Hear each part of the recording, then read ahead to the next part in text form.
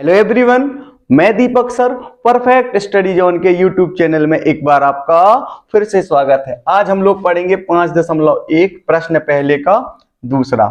किसी बेलन में उपस्थित हवा की मात्रा जबकि वायु निकालने वाला पंप प्रत्येक बार यानी हर बार बेलन की शेष हवा का 1/4 भाग बाहर निकाल देता है। तो हम यहां पर लिखेंगे, माना बेलन में x यूनिट हवा भरी है। तो यहां पर हमारी जो पहली स्थिति होगी ना, स्थिति फर्स्ट, वो क्या हो जाएगी आपकी x, क्योंकि पहली बार में कितनी हवा बाहर निकालेगा वो x। इसके बाद स्थिति दूसरी, यहां से पढ़िए, अब वायु निकालने वाला पंप प्रत्येक बार बेलन की शेष हवा का, यानी बेलन की अभी आपने यहां पर पहली बार में कितनी हवा निकली थी पंप से x, इसका प्रत्येक बार बेलन की शेष हवा का, तो यहां से कितनी हवा शेष है, यहां पर x, शेष हवा का 1/4 भाग बाहर निकाल देती है। यहां पर x माइनस x का मतलब आपका हो जाएगा गुणा 1/4, x माइनस x गुणित 1, तो यहां पर x/4। इसके बटे में भी हम 1 लिख सकते हैं। इन दोनों का एलसीएम कितना आ जाएगा 4। इसके बाद यहां पर 4 का गुणा हो जाएगा x में, तो ये हो जाएगा 4x, यहां पर माइनस 1 का गुणा होगा x में, तो ये क्या हो जाएगा -x। इसके बाद यहां पर 4x में से जब 1x घटेगा तो यहां पर आपको प्राप्त हो जाएगा 3x/4। इस तरीके से दूसरी स्थिति हल हुई। यहां पर अब हम आगे हल करेंगे स्थिति तीसरी। तो यहां से फिर से समझिए, यानी अब यहां से आपको बोल रहा है कि वायु निकालने वाला पंप प्रत्येक बार बेलन की शेष हवा का, यानी बेलन की शेष हवा ये बची है ना, तो बेलन की शेष हवा का, तो पहले हम इसको लिखेंगे यहां पर, शेष हवा का 1/4 भाग बाहर निकालती, तो बाहर निकालेगी ना, तो यानी कमेगी हवा, तो जब कमती है तो क्या लगाते हैं आपका माइनस।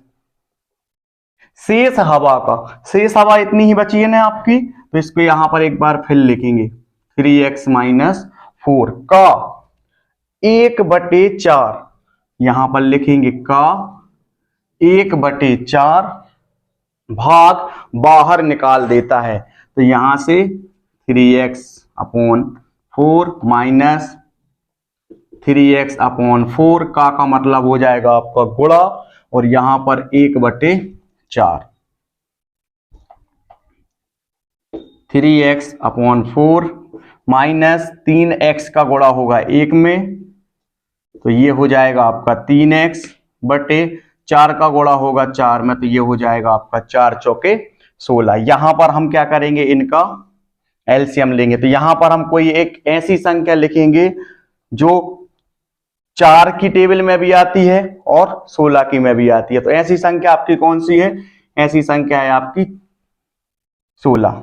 देखिए 4 चौके 16 और यहां पर 16 एकम 16। इस तरीके से भी आप इसको कर सकते हो। अब देखिए यहां पर हम इसको कैसे हल करेंगे, क्योंकि यहां पर 3x, यहां पर गुणा 3x के नीचे क्या है आपका 4 चौके 16, या पर आप 16 में आप 4 का भाग दोगे तो आपको 4 प्राप्त हो जाएगा। किसी भी तरीके से आप इसको समझ सकते हो जिसमें आपको सरल लगे। आप चाहो तो ऐसा भी कर सकते हो कि 4 चौके 16, तो यहां पर 4 आ जाएगा, या फिर आप ये भी बोल सकते हो कि जब हम 16 में जब हम 4 का भाग देंगे तो हमको 4 बचेगा, तो यहां पर हम 4 लिखेंगे, माइनस 3x गुणित, यहां पर जब हम 16 में 16 का भाग देंगे तो कितना आ जाएगा 1 आ जाएगा, तो यहां पर आ जाएगा 1। यहां पर 4 3 12 और साथ में x माइनस 3x एकम 3x/16।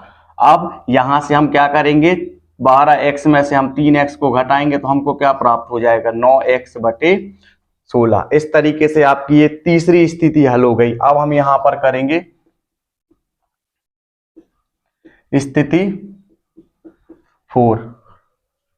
बेलन की शेष हवा का, यानी बेलन की शेष हवा हमारी ये है ना, ये बची अब यहां, तो बेलन की शेष हवा का, तो यहां पर हम लिखेंगे 9x बटे 16। बेलन की शेष हवा का, यानी ये वाली हवा का, हवा कम रही है ना, तो यहां से माइनस आएगा।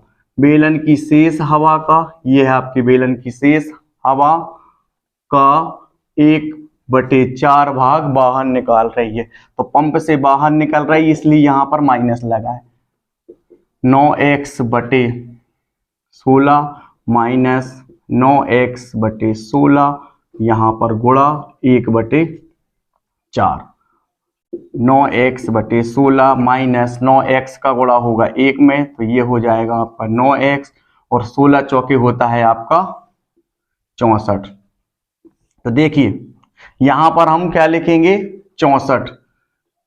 क्यों लिखेंगे? क्योंकि यहां पर देखिए 64 में यदि आप 16 का भाग दोगे तब भी आपका चला जाएगा पूरा पूरा, और यहां पर 64 में यहां 64 का भाग दोगे तब भी चला जाएगा। तो यहां पर हमने 64 लिखा है, यहां 9x, 16 चौके 64, तो यहां पर हम 4 लिखेंगे, माइनस है तो माइनस लगाएंगे, 9x गुणित 64 एकम 64, फिर 9 चौके 36, साथ में x माइनस 9x एकम 9x बटे 64। जब हम 36x से जब हम 9x को घटाएंगे तो हमको बचेगा 27x बटे 64। तो इस तरीके से एक श्रेणी तैयार हो चुकी है।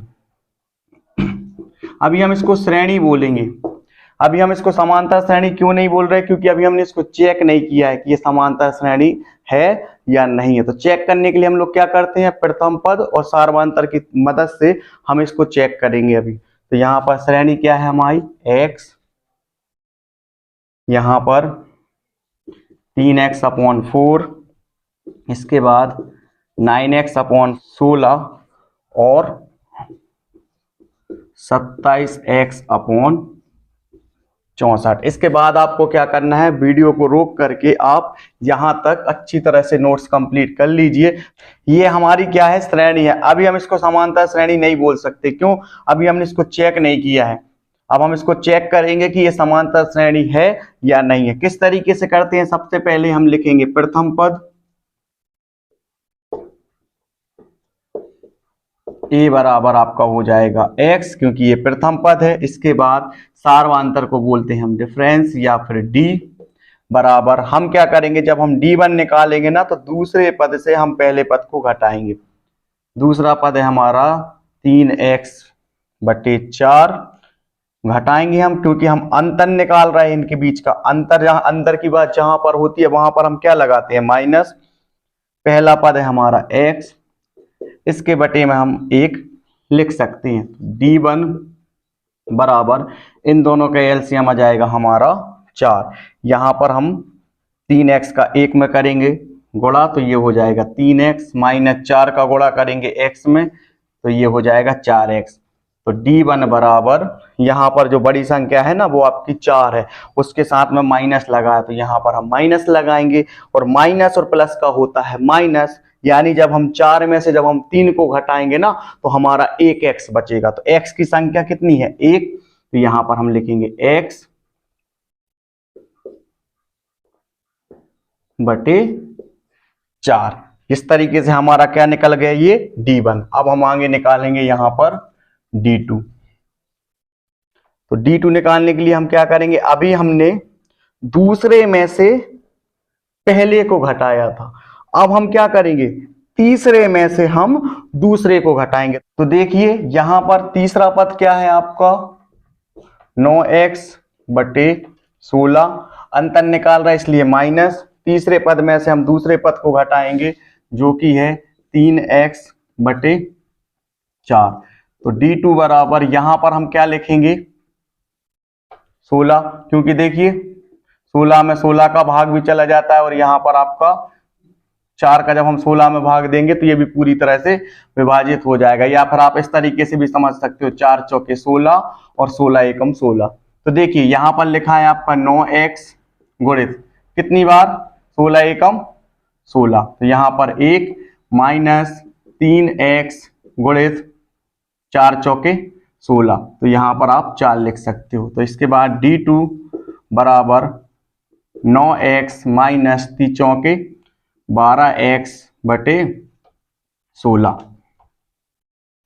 इसके बाद यहां पर बड़ी संख्या है आपकी माइनस की, तो माइनस लगाएंगे और 12 में से जब आप 9 को घटाओगे तो आपको क्या बचेगा, 3x बटे 16।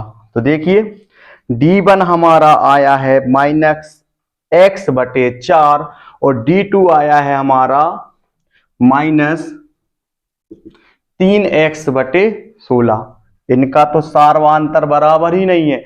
जब इनका सार्वंतर बराबर नहीं है तो ये समांतर श्रेणी नहीं होगी, क्योंकि समांतर श्रेणी कब होती है, जब सार्वंतर जो होता है ना वो एक जैसा होता है, लेकिन यहां तो भिन्न है। तो यहां पर हम लिखेंगे यहां d1 बराबर नहीं है d2, इसीलिए x 3x upon 4 9x upon 16 27x upon 64 समांतर श्रेणी नहीं होगी, क्योंकि इनके बीच का जो अंतर है ना सार्वंतर, वो एक जैसा नहीं है। इस तरीके से ये वाला सवाल जो है वो हल हो चुका है। आपको क्या करना है, वीडियो को रोक करके अच्छी तरह से नोट्स कंप्लीट करते जाइए। यदि वीडियो पसंद आया हो तो वीडियो को लाइक, चैनल को सब्सक्राइब और शेयर करना ना भूलें। मिलते हैं अगले सवाल के साथ।